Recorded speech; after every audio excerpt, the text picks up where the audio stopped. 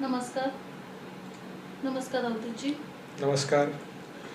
अवधूतजी, आज मला तुम्हाला विचारायचं आहे जगणं. एक जगणं असतं जे आपण रोजचा दिनक्रम ठरलेला असतो त्याप्रमाणे जगतो. पूर्ण दिवसभराचं आपलं ठरलेलं असतं, सकाळी उठायचं, कामं ठरलेली असतात. आणि एक असतं क्षणात जगणं, म्हणजे आपल्याला प्रत्येक क्षण आपण काय जगतो हे माहिती असणं. तर आपण याबद्दल काय सांगता? मनात जगणं आणि क्षणात जगणं. आता मनात जगणं म्हणजे नक्की काय? ॲक्च्युली कसं असतं? मनात जगणं. होय, मनात जगणं हा शब्द थोडा वेगळा वाटेल. मला हा अगदी सहज वाटतो. मनात जगणं अगदी आज सकाळी जेव्हा मी बसलेलो बाहेर, शांत होतं, आनंद होता, बाहेर बघत होतो, तेव्हा एक कळलं, क्षणात जगण्यामध्ये आनंद आहे. म्हणजे हे माहिती आहेच, पण तो आनंद जेव्हा आपण अनुभवतो तो असतो क्षणाचा अनुभव, आत्ता होणारा आनंद. क्षणात जगणं. एक आहे मनात जगणं. मनात जगणं म्हणजे भविष्यामध्ये आणि भूतकाळामध्ये जगणं. आपण काय करतो? आपण भूतकाळ आणि भविष्यकाळ या दोघांमध्येच जगतो. असं म्हटलं पाहिजे की आपण जगत नाही, आपलं मन जगतं.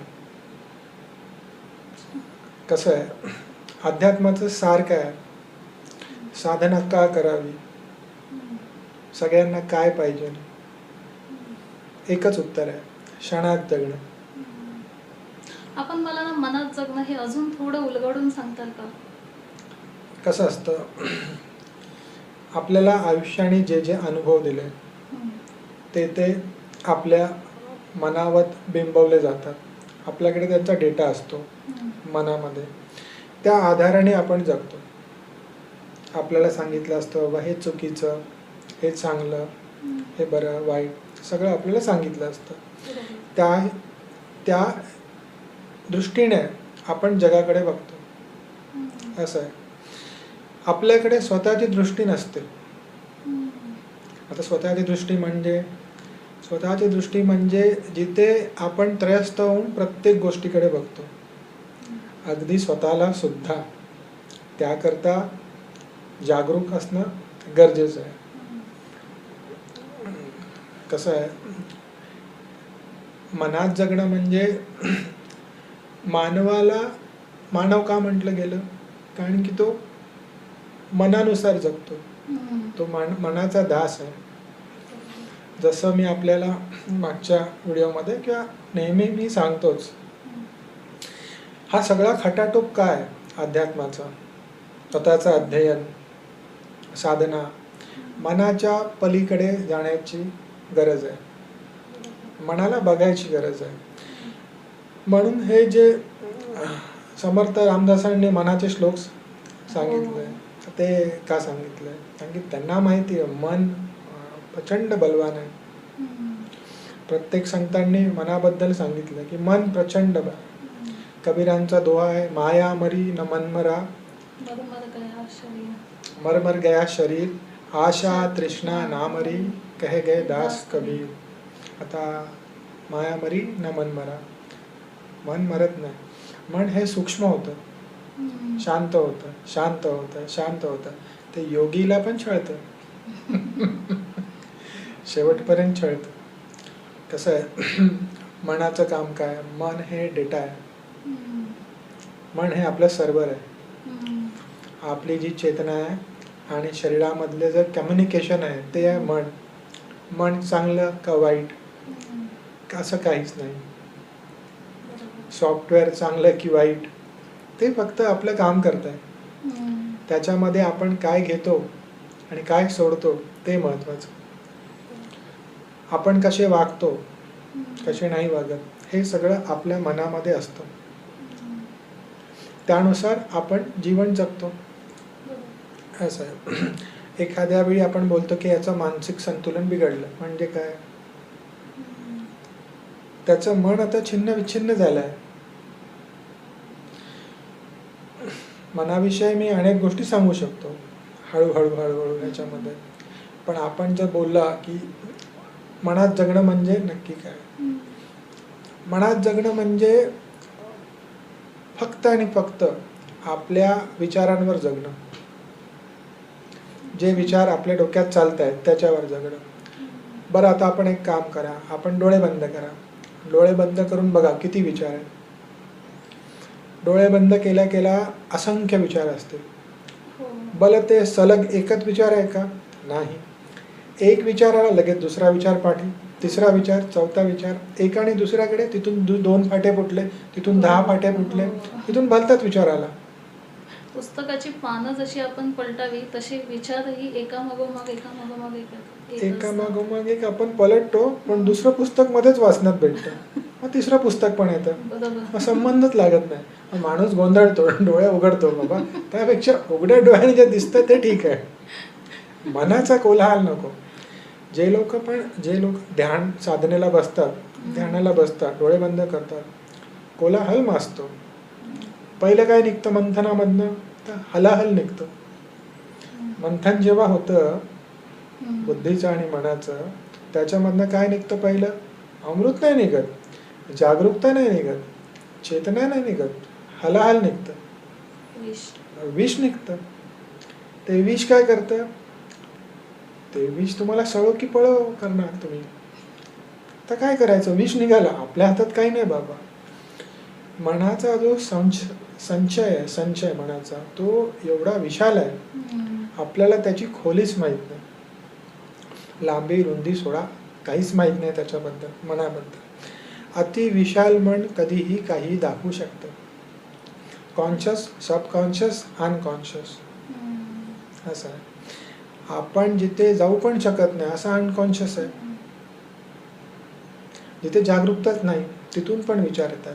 कसा एखादा ट्रॉमा आहे, एखादा दुःख आहे आपल्याला लहानपणी किंवा कधीही, ते अगदी आत जाऊन बसतं. एखादी भीती आहे ती अगदी आत जाऊन बसतं. एखादी मान्यता आहे ती अगदी आत जाऊन बसते.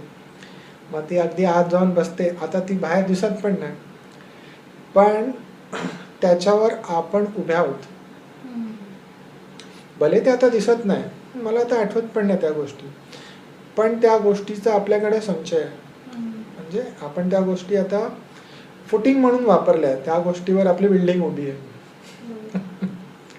त्या गोष्टीवर ते पाया म्हणून वापरला आहे. त्या गोष्टीवर आपली इमारत आता उभी आहे. मग ती कशी असणार? पाया तुमचा तोच आहे, असं आहे.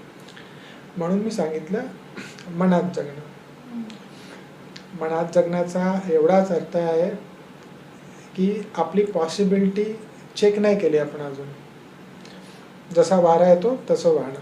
मागे सांगितल्याप्रमाणे आपल्याला जे विचार आता आतमध्ये चालत आहेत डोळे बंद केल्याने, हा प्रयोग आपण जेव्हा व्हिडिओ बघतोय तेव्हा आपण करू शकता.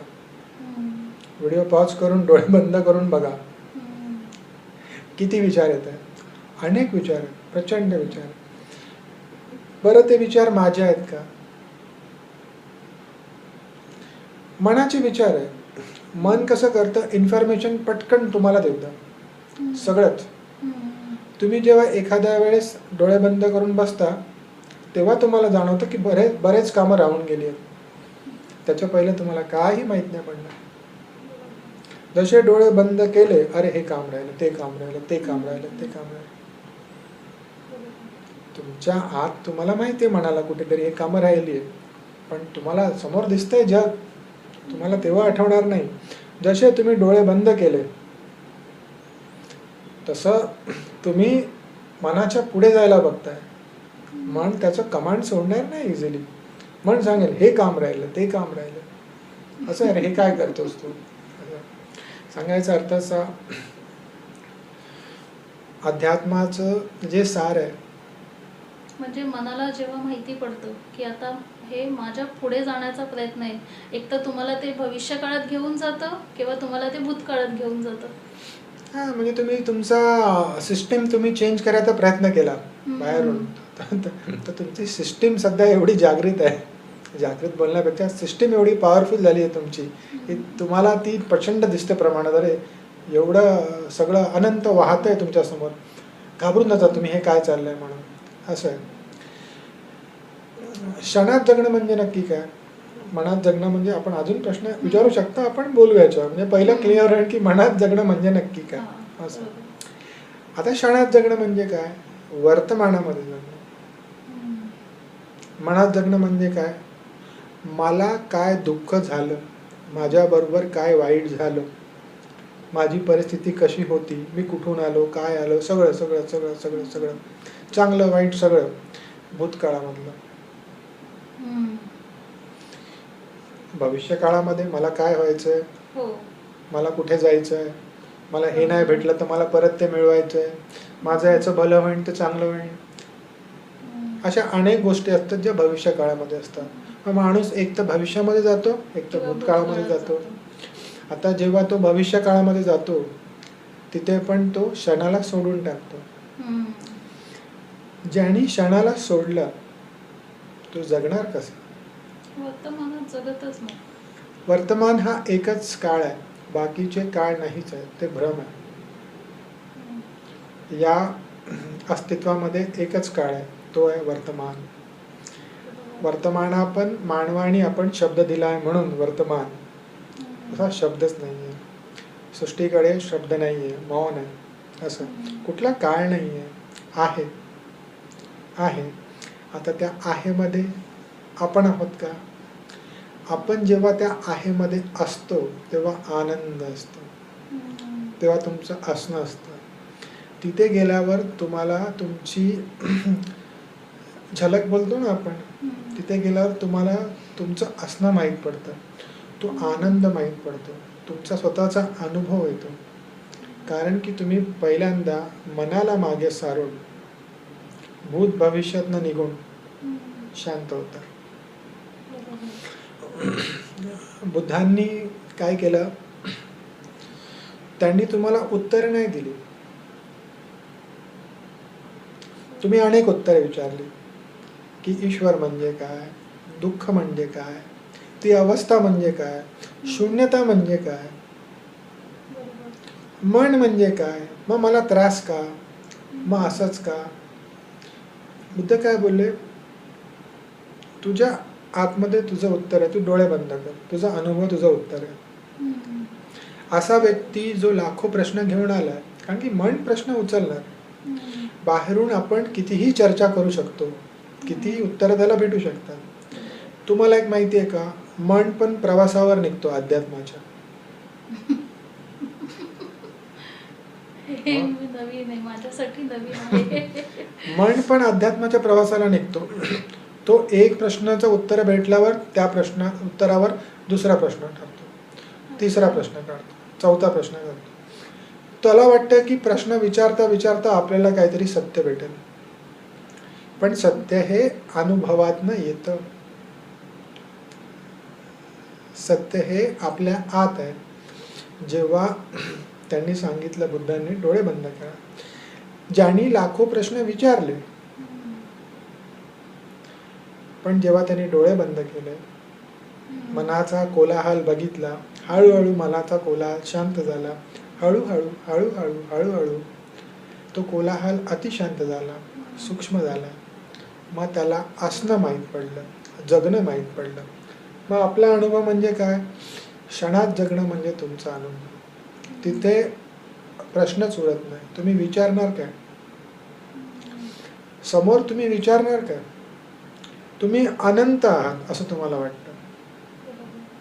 आपले शब्द तोकडे, मानवाचे शब्द तोकडे तिकडे गेल्यावर. मग असा व्यक्ती क्षणात जगतो. ना फिकीर असते कालची ना उद्याची,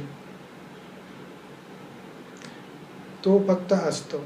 आणि त्या असण्यामध्ये आहे आनंद, आणि तो आनंद आहे आपला स्वतःचा स्वभाव, सत चित आणि आनंद.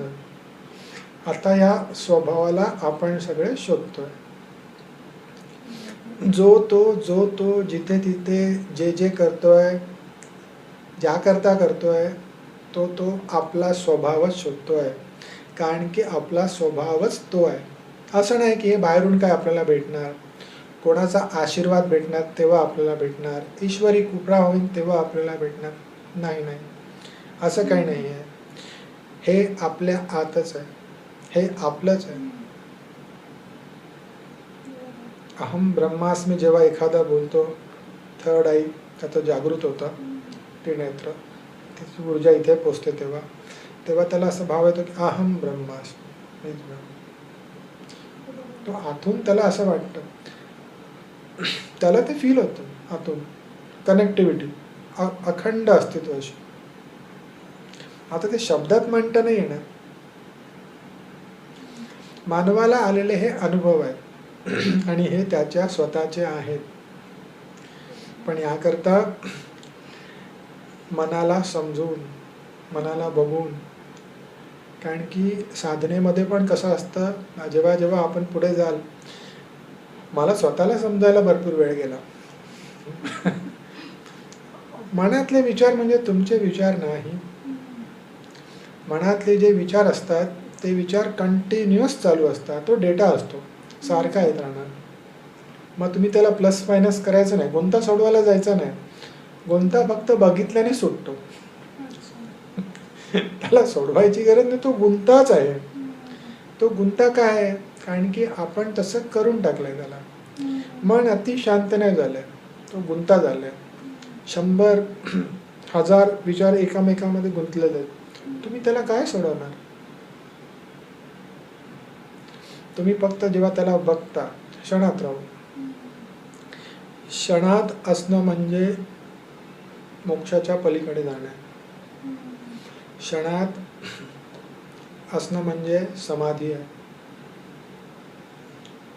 क्षणात असणं म्हणजे आता बस झालं, आता येणं जाणं नाही येतं. कारण की इच्छा आपल्याला प्रत्येक वेळी इथे आणतं, असं ज्ञानियांचं म्हणणं आहे. मरेपर्यंत माहीत नाही पडत आपल्याला की आपण का जगतोय. त्रागा असतो. आपल्या घरातले 5 मेंबर, 4 मेंबर, 6 मेंबर, जेवढे सगळे घेतले आपण प्रत्येक वयोगटाचे, त्याचा एक दुःख असतं, त्याला येणारे सुख असतं. आनंद असतो का? आनंद कुठे भेटतो? त्या व्यक्तीला आनंदच पाहिजे, प्रत्येकाला प्रेमच पाहिजे, प्रत्येकाला आनंदच पाहिजे. प्रत्येक जण भुकेला आहे. फक्त तो शोधतो बाहेर, फक्त तो शोधतो यशामध्ये, फक्त तो शोधतो कीर्तीमध्ये, फक्त तो शोधतो पैशामध्ये. त्याला वाटतं मी हे मिळवून टाकल्यावर मला आनंद भेटेल. पण सुख भेटू शकतं. आनंद हा आपला स्वभाव आहे. सुख भेटेल, आनंद हा आपला स्वभाव आहे. आनंदाकरता कुठे जायचंय? आनंदाकरता आता या क्षणामध्ये. तुम्हाला एक सांगू का? 2 शिष्य ध्यान करत असतात, नवख्या शिष्य असतात, ध्यान करत असतात, आणि समोर एक झाड असतं, ते झाड हलत असतं.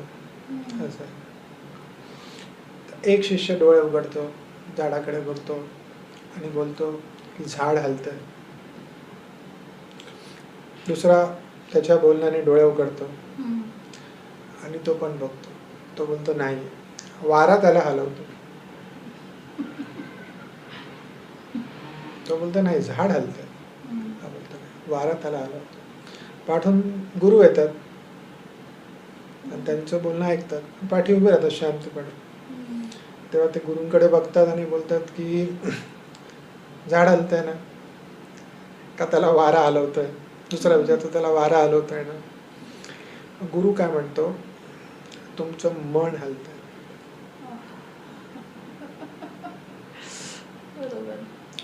तुमचं मन हलतंय. ना वारा हलवतंय त्याला, ना झाड हलतंय, तुमचं मन हलतंय. असं कसं आहे, क्षणात जगणं आनंद आहे, आपला स्वभाव आहे. म्हणजे मी जेवढ्या वेळी हायलाईट करेल या गोष्टीला, सगळ्या साधने, सगळ्या साधना, सगळे मार्ग, सगळे पथ इथपर्यंत येण्याकरताच आहे. इथे आपण अस्तित्वाशी एक होतो, एक रूप येतो, वर्तमानामध्ये होतो. एक ताडी संगे एक रूप झालो, आम्ही विठ्ठलाच्या भजनात नालो. हे कोण म्हणतं? की जो निर्गुण रूपी विठ्ठल आहे, जो उभा आहे समोर, निर्गुण, गुण नसलेला, पलीकडचा दिसतो, ते फक्त दृश्य आहे, त्याच्या पलीकडचा. आम्ही एक रूप झालो, एक तारी संगे एक रूप झालो, आम्ही विठ्ठलाच्या भजनात नालो. असं कसं आहे, अभंगामध्ये आपण जेवढं जाऊ तेवढं आपल्याला माहीत पडेल हे सर्व काय सांगतायत. हे वर्तमानामध्ये आपण कसं येऊ त्याबद्दल सांगतात. असं वर्तमानात जगणारी व्यक्ती आणि भूतकाळात जगणारी व्यक्ती, म्हणजे मनात जगणारी व्यक्ती, ती व्यक्ती तेवढी जागरूक कदाचित नसते असं म्हणू, कारण की प्रत्येकासाठी असं बोलू शकत नाही, म्हणून मी म्हणते कदाचित जागरूक नाही, म्हणून ती वर्तमान आणि भूतकाळात आपण जगतो. आणि जी व्यक्ती क्षणात जगते ती व्यक्ती तेवढी जागरूक असते. तर ही जागरूकता येण्यासाठी काय केले पाहिजे, म्हणजे याची सुरुवात कशी केली पाहिजे? आता ही सुरुवात तर जे लोक हे व्हिडिओ बघतायत इथपर्यंत आले तर त्यांनी व्हिडिओ बघितला, त्यांची सुरुवात झाली. बोध असतो, सार असतो. सार म्हणजे काय असतं, आपण याला एखाद्याला असं जबरदस्तीने सांगू शकतो का बाबा हे सार आहे बघ, तो नाही ऐकणार, तो नाही ऐकणार. असं त्याला जेव्हा कळलं की बाबा हा हे सार आहे, हे प्रश्न आहेत जे विचारायला पाहिजे, हे ज्ञान आहे जे मला पंख देईल. काहीतरी अशी गोष्ट आहे जी आपल्याकडून राहते, दैनंदिन आयुष्य तर आहेच आपलं, किंवा आपण जे जगतो ते आहेच, पण अजून काहीतरी राहिलंय जे आपल्याला माहिती नाहीये, माहिती करून घेतलं पाहिजे. माझ्या एका व्हिडिओमध्ये मी सांगितलेलं मध्यंतरी, आपल्या घरात आपण सकाळी उठल्या उठल्या अभंग वगैरे लावतो किंवा सकाळची गाणी लावतो. सामान्य घरामध्ये आपण असं बघितलं की प्रत्येक घरामध्ये, आपण तरी लहानपणापासून असं बघत आलोय, दिवाळीच्या दिवशी दिवाळीची गाणी वगैरे, पण सकाळी सकाळी अभंग वगैरे, त्यामध्ये एखादी देवाची गाणी वगैरे असायला. ती गाणी आपण का लावतो, त्याच्यामध्ये काय सांगितलं गेलं, भजनामध्ये काय सांगितलं गेलं, सकाळी सकाळीच का लावली. सकाळी मन शांत असतं, सकाळी सकाळी ती गाणी लावायचा अर्थ काय की बाबा रे हे पण आहे, या गोष्टी पण आहे आणि ह्या मूळ गोष्टी आहेत. पण कसं आहे, प्रत्येकाला तेवढी जागरूकता नसते, म्हणून तर सगळा हा खटाटोप आहे, म्हणून तर अध्यात्म आहे, म्हणून तर ज्याला अनुभव झाला तो बोलतो. त्याला पण माहिती आहे की समोरचा ऐकणार नाही, अनेक प्रश्न त्याला येतील आणि प्रश्न यायलाच पाहिजे, आणि खरा अनुभव झालाय ज्याला त्याला समोरच्यानी प्रश्न विचारलेच पाहिजे. वेगळा विषय होतो पण तरी ठीक आहे. असं सांगायचा अर्थ असा की आपण यामध्येच वाढतो, फक्त आपण जगताना गोंधळ करतो. यश कमवायचं, स्थिरता नाही कमवायची. यशाकडे पोचायचं पण स्थिरता, सुख कमवायचं पण आनंद. सुखी माणूस काय करेल, सुखी माणूस अंततः त्याला दुःखच होईल, कारण की ते सुख आहे. सुख आणि दुःख एक, म्हणजे आपण 1 रुपयाचा आपला कॉईन असतो ना, त्याचा हे आहे, छापा आणि काटा येतो, सुख आणि दुःख. असं कधी छापा येईल कधी काटा येईल, असं आहे. आपला जो प्रश्न आहे की प्रत्येकाने काय करावं वगैरे, कसं आहे, या मार्गावर ज्याचं भाग्योदय होतं असं बोललाय, ज्याला सार दिसतं. माझ्या शब्दामध्ये जर मांडायचं झालं मला तर त्याचा ज्याला भाग्योदय होतं किंवा ज्याला सार दिसतं की ही व्यक्ती शांत का वाटते, एवढी शांतपणे उत्तर का देते, याने काय प्राप्त केलं. संत आहे त्यांनी काय प्राप्त केलं, तिकडे नजर जाते तेव्हा या गोष्टी माहीत पडायला लागतात. आता हा मी नेहमी बोलतो की जो हा व्हिडिओ बघेल तो पण हे शोधतोय, तो सार शोधायला लागला, आसार पाठी टाकायला लागला. असं पण एक मोठा ग्रुप आहे तो आसारमध्येच जगतो, जो भूतकाळ आणि भविष्यकाळामध्येच जगतो. तुम्ही जाऊन त्यांना सांगितलं की बाबा रे, वर्तमानामध्ये जग. तो म्हणजे तुम्ही पुढे जा. तो आपल्याला सांगेल ठीक आहे तुम्ही पुढे जा, आम्ही आता जगतो वर्तमान, तुम्ही व्हा पुढे, असं आहे. म्हणून तर आपण सगळे बोलतो, ज्याला ज्याला अनुभव झाला आहे. का बोलतात हे लोक? कारण की यांना दिसतं की आपण पण एक दिवस असेच होतो, त्याला काहीच अनुभव नव्हता. आपलं पण जगणं असंच होतं, सगळ्याच्या पाठी पडणं, असंच जगणं, असं आहे. मग एक दिवस आनंद माहीत पडला, क्षणात जगणं माहीत पडलं.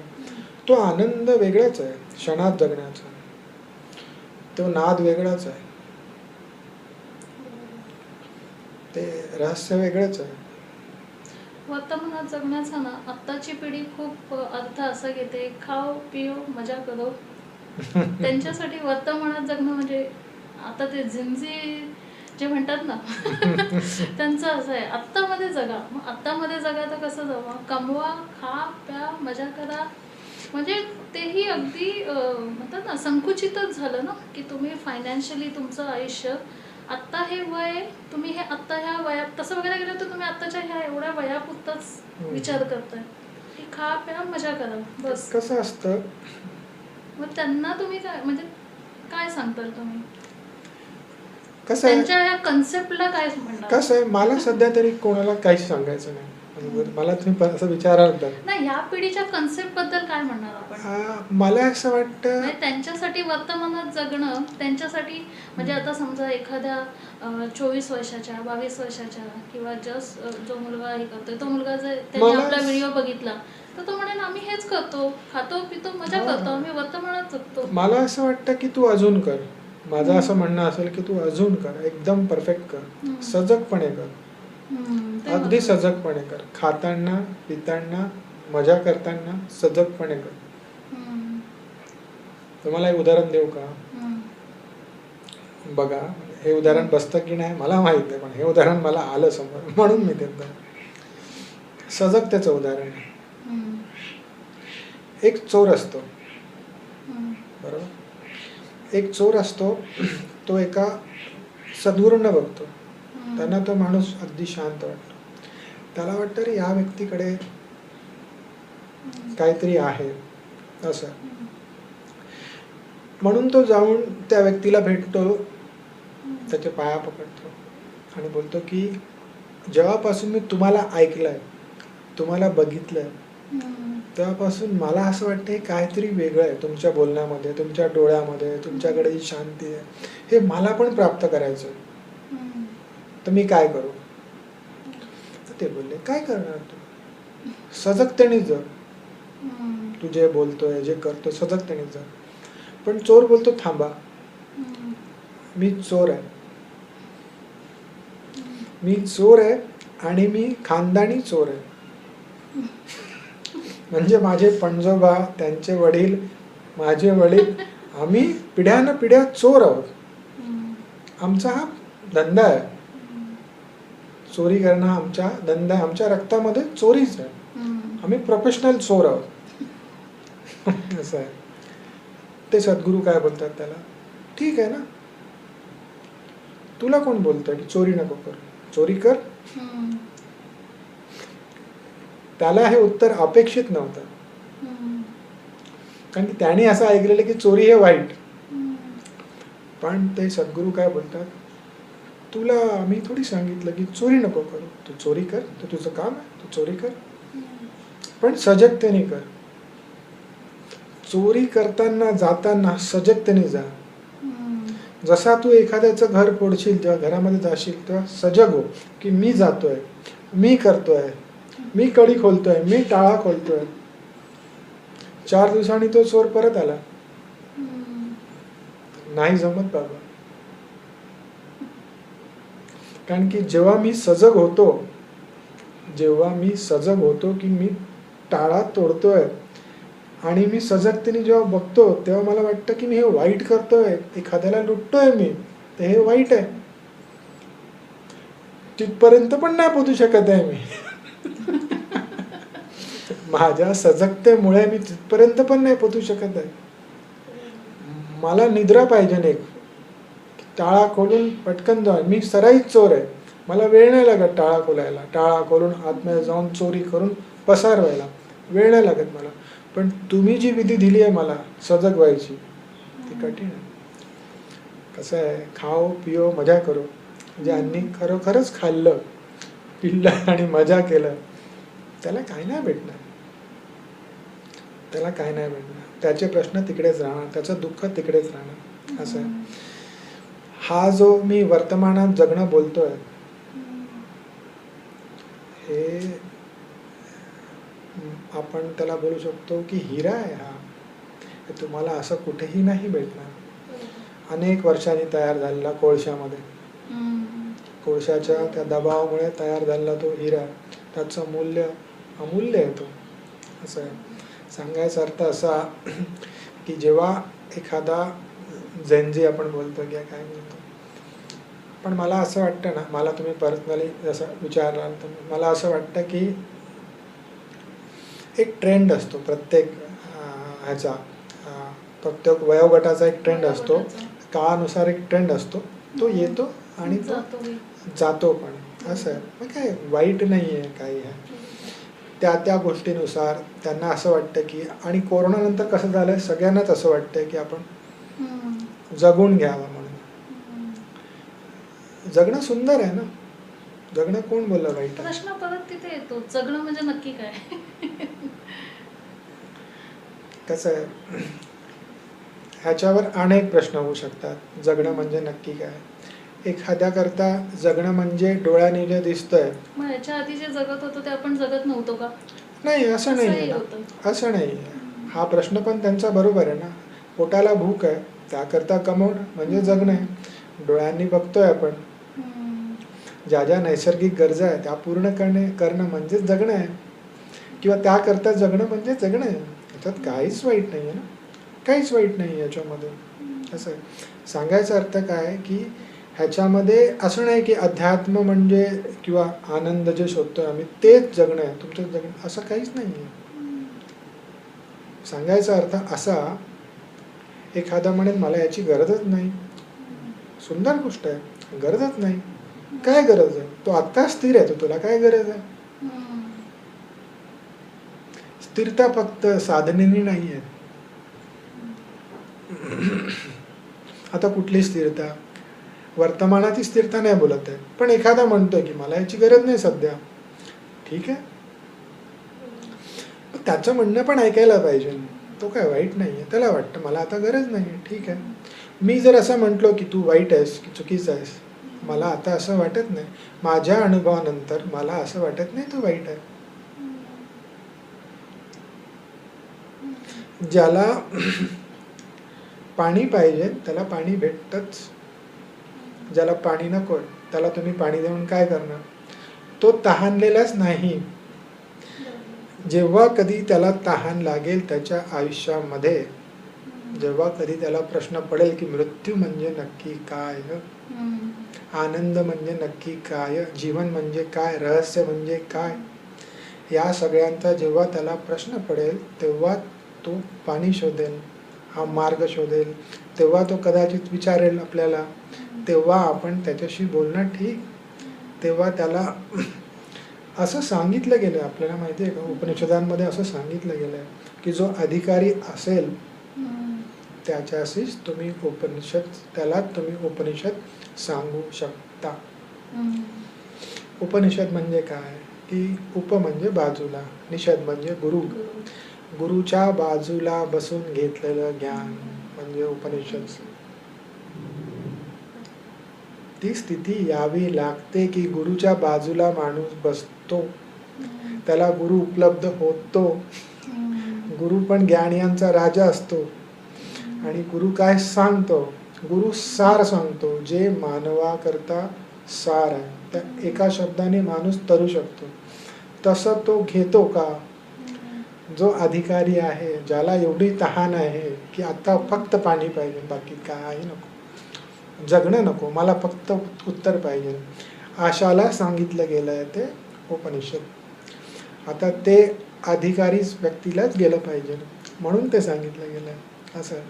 आता मी इथे हे एक्झाम्पल का दिलं, कोणालाही आपण सांगू शकत नाही जोपर्यंत त्याची तहान नसते. इथे नास्तिक पण आहे, इथे आस्तिक पण आहे. नास्तिक म्हणजे कोण? जो कुठल्याही ऊर्जेला, ईश्वराला वगैरे काहीच म्हणत नाही. बरं, सुंदर आहे. नास्तिकता अशीच पाहिजे असं आहे. आस्तिकता म्हणजे काय? लोकांना आस्तिकता म्हणजे वाटतं की ईश्वराला पूजणं. नाही, आस्तिकता म्हणजे या अखंड अस्तित्वात काय चाललंय उघड्या डोळ्यांनी बघणं. जेव्हा एखादा उघड्या डोळ्यांनी बघतो तेव्हा त्याला वाटतं की हे सगळं असं मांडलंय बरोबर एकदम. अस्तित्व रहस्य आहे आणि मला ह्याच्यावर श्रद्धा आहे. येणाऱ्या पावसावर, उन्हावर, पशुवर, पक्ष्यांवरती, माझ्या भुकेवर, मला भेटलेल्या अन्नावर. ज्यांनी अन्न हे पूर्ण ब्रह्म सांगितलं त्यांनी काय सांगितलं? ते आस्तिक. आस्था ईश्वरांनी दिलं म्हणून नाही, अन्न हे पूर्ण ब्रह्म. कारण की माझी भूक भागवत आहे, ते मी घेतोय म्हणून त्याला हात जोडले गेले. त्यांनी हात जोडले नाही, हात जोडले गेले. इथे न्यूरॉन्स असतात आपल्या हातावर सगळ्यात जास्त, एंड असतात सेल आपल्या ह्याच्या, सगळ्यात जास्त न्यूरॉन्स असतात. म्हणजे आपल्या इथे सगळ्यात जास्त जागरूकता आपल्या हातामध्ये असते असं. हात जोडले गेले. का जोडले गेले? कारण की ते अन्न हे ब्रह्म आहे, तो आस्तिक. ज्याला तो अनुभव झाला, ज्याला मला डोळे दिले गेलेत, चमत्कार आहे. जेवण पचतंय, चमत्कार आहे. मग अशा व्यक्तीला आस्तिकतेमध्ये प्रश्न पडतात की मग जीवन म्हणजे काय? मग ह्याला भेटला हा स्थिरता बोलतो, मग स्थिरता म्हणजे काय? मग आनंद म्हणजे काय? सगळ्यांसाठी आपण जो प्रश्न बरोबर बोललो ना आपलं. कसं आहे, आपण जो प्रश्न विचारला की सामान्य करता एक रांग असते आणि एक असा मोठा ग्रुप असतो ज्यांना अध्यात्माशी काही घेणं देणं नसतं. मग ते वाईट का? ते वाईट नाही, त्यांना फक्त चुकीची इन्फॉर्मेशन आहे म्हणून ते अध्यात्म म्हणजे त्यांना वाटतं की आपलं सुख यावं, चांगलं यावं, वाईट काय होऊ नये म्हणून असं. अध्यात्मात येणारा माणूस योद्धा असतो. काय योद्धा असतो? त्याला अख्ख्या सिस्टीमशी लढायचं, मनाशी. त्याला अख्ख्या त्याच्या सिस्टीमशी लढायचं आहे, मनाशी. जेव्हा तो बसतो तेव्हा कोलाहल माजतो, हळूहळू त्याच्या पुढे पण जात होतो असं आहे. पण कोण बसणार, कोण बघणार असं आहे. अगदी सहज आहे आणि सर्वांना उपलब्ध आहे असं आहे. आणि अस्तित्व कधीतरी आपण याच्यावर बोलू, अस्तित्वाबद्दल आपण कधीतरी. मनाबद्दल एक सुंदर म्हणही आहे, मन चिंती ते वैरी विना चिंती. संत इतकं मन तुम्हाला फिरवतं. संत रोहिदासांचं वचन आहे ना, मन चंगा तो कटोती में गंगा. भरपूर आहे. मनाबद्दल तुम्ही कितीही करा, मन चिंती ते वैरी न चिंती वगैरे असं. म्हणजे अजून एक कबीरांचं ते दोहा आहे ना, आपण म्हणजे मी नेहमी सांगतो आपल्याला कि बुरा जो देखन मैं गया, बुरा न मिलिया कोई, जब मन देखा आपना मुझसे बुरा न कोई. आता हे कोण बोलतायत? कबीरजी बोलतायत. कबीरजी बोलतायत की मी शोधायला निघालो की कोण वाईट आहे जगामध्ये, पण मला नंतर माहित पडलं माझं मन वाईट आहे. तो एकाच वेळेला चंद्राला पण पोहोचू शकतो, तो एकाच वेळेला प्रचंड हिंसा पण करू शकतो, तो कुठेही घेऊन जाऊ शकतो असं. मन हे अति सूक्ष्म सूक्ष्म सूक्ष्म असतं. मनावर अनंत चर्चा होऊ शकतात कारण की मन अनंत आहे. पण आपला स्वभाव आहे सत चित आनंद. आपण जागृती आहोत, ती चेतना आहोत, ज्याला मृत्यू नाही, ज्याला जन्म नाही. ज्या मनामुळे आपण या फेऱ्यामध्ये अडकलं गेलो आहे असं ज्ञानियांचं म्हणणं आहे. याच्यामध्ये ज्यांनी मनाला बघितलं, ज्यांनी या दृष्टाला जाणलं, हळूहळू हळूहळू हळूहळू साधनेद्वारे, जागरूकतेद्वारे त्याचं मन जेव्हा लांब होतं, तो जेव्हा होतं तेव्हा त्याला कळतं की क्षणात जगणं काय, आणि मी जगत होतो ते मनात जगत होतो आणि आता मी जे जगतोय ते क्षणात जगतोय असं आहे. खूप सुंदर. मनात जगणं हा नवीनच शब्द होता माझ्यासाठी. मनात जगणं आणि क्षणात जगणं. खूप सुंदर चर्चा झाली आज. धन्यवाद. खूप खूप धन्यवाद. धन्यवाद. धन्यवाद. धन्यवाद.